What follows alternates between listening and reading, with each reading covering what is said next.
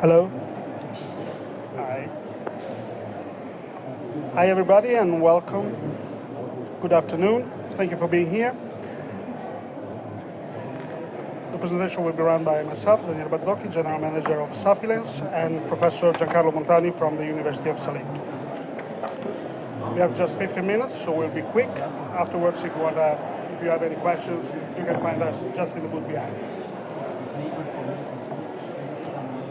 Safilens, thanks to its patent technology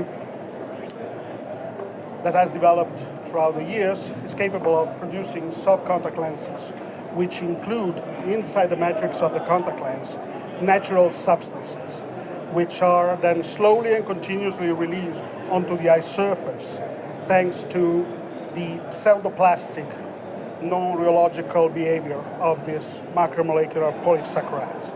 All the substances that we include into the contact lenses and that then are released onto the tear film during the wearing of a contact lens goes under the name of lacryceuticals.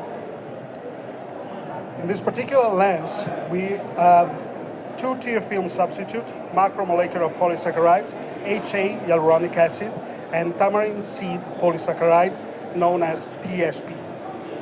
Together with this tear film substitute, we also include riboflavin, also known as vitamin B2. Riboflavin is widely known in this industry and in the ophthalmic industry. It's used for corneal cross-linking surgery and procedures. Together, we also have a penetration enhancer, which is vitamin E TPGS, which has an important role of allowing the released substances to trespass the corneal barrier. The actions that these lacryceutical exploit into the eye are multiple. First, TSP, a mucin-like polysaccharides, acts on the mucin layer of the tear film, restoring the growth of the microvilli and the glycocalyx for the production of healthier and important in volume tear. Hyaluronic acid, widely known in this business, works in the aqueous layer of the tear film, keeping the moisture. Riboflavin and vitamin E TPGS together synergistically act on the lipid layer. They interact with the lipid layer, avoiding excessive evaporation of the tear film. This is the first time a contact lens addresses all three phases of the tear film. Plus, vitamin E TPGS, as I said before, acts as a penetration enhancer, therefore a carrier which takes riboflavin through the corneal barrier. Riboflavin, once within the ocular tissues, reinforces the chemical bonds, the bonds between fiber and collagen of the eye. Moreover, it has a scavenging effect, which means that can transform free radicals into non-radical compounds, avoiding the premature aging of ocular cells, as well as restoring photooxidative stress to the eye. The purpose of this is a complete protection of the eye by the experience of wearing a contact lens. It is important because we've been evaluating then this together with the University of Salento in order to properly evaluate the quality and the quantity of the tear film in users of digital devices. The contact lens is a daily disposable, available in pack of 30, power range +7, -12, including plano. This is because the protection of the eye should not be limited only to people that does have a metroplex. Characteristic of the lens is yellow. Actually, riboflavin is a yellow substance. The color is not for shielding properties to wavelength of lights. It's a simple characteristic of the substance that doesn't color the lens itself. You don't see the yellow of the lens onto the eye, and it will slowly fade away throughout the day while the substances are released onto the eye. The contact lens design is an EDOF design, is a patent EDOF design, which provides a pseudo-accommodation of 0.4 diopter. This was made on purpose, thinking about the lifestyle requirements of people in 2025. Everybody is much more active. Let's say 87% of our day we are within close-up and intermediate vision requirements. Therefore, a small pseudo-accommodation provided by the lens design of 0.4 diopters will help us throughout our daily tasks. Now, Professor Giancarlo Montani will show you the results. Okay, thank you, and good afternoon from my side too. And again, we have a small introduction considering which are the problem induced by the digital device use, and we know which is the problem related to the asthenopic symptoms on dry eye symptoms, and this is inside the condition called digital eye strain. And we know also what's happened during contact lens wear. It was a highlight that the contact lens wear induced a reduction of tear meniscus A and an increase of symptoms after several hours of contact lens wear. We know also what's happened considering the computer or video terminal use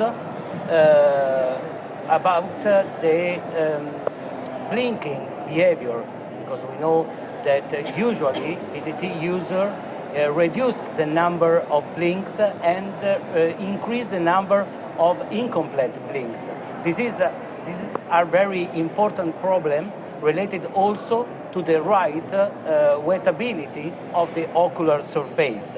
It was found also that the number of blink reduction is around 70% lower than the normal. And again, we have also the problem to have the same tear film stability, not enough to cover for the right time the ocular surface. Other information we have about the digital strain is related also to other problem, or some visual problem. We know also it's important to correct the refractive condition, but we know also that a not well distributed tear film increase the negative effect on accommodative response. And these problems are related to the microfluctuation of accommodation. And this is related to the high order aberration increase induced by the tear film instability. So the idea was just to understand if there are differences between the lens, the RIBO lens, and the same lens without releasing property. And to do this kind of measurement, we decided to evaluate the ocular striate, and we decided also to measure the pre-lens tear film stability and the tear meniscus A.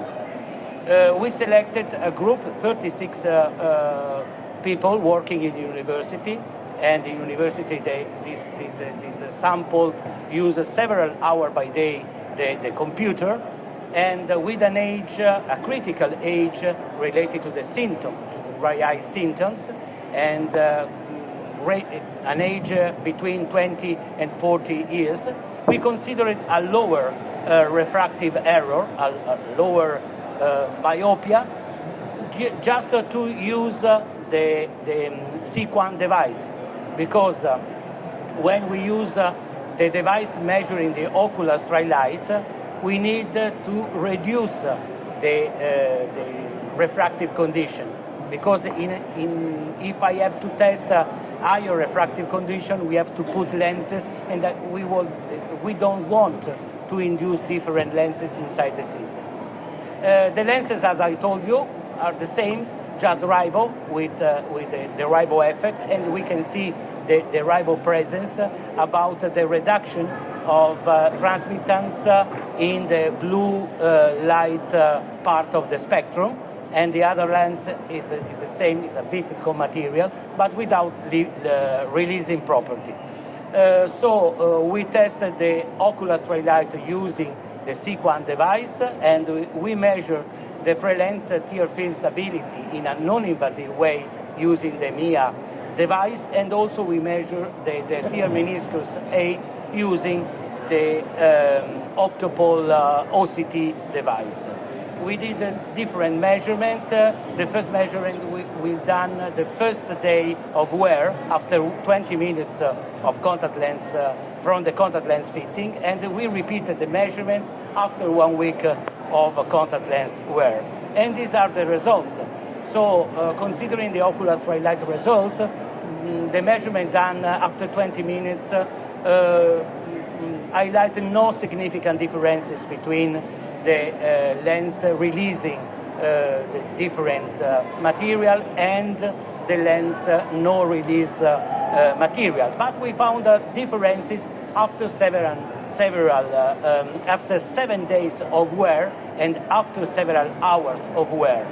These differences could be induced by different interaction between tear film and the surface of the lens. And we obtain a better result with the RIBO. We obtain a good result also considering the non-invasive condition.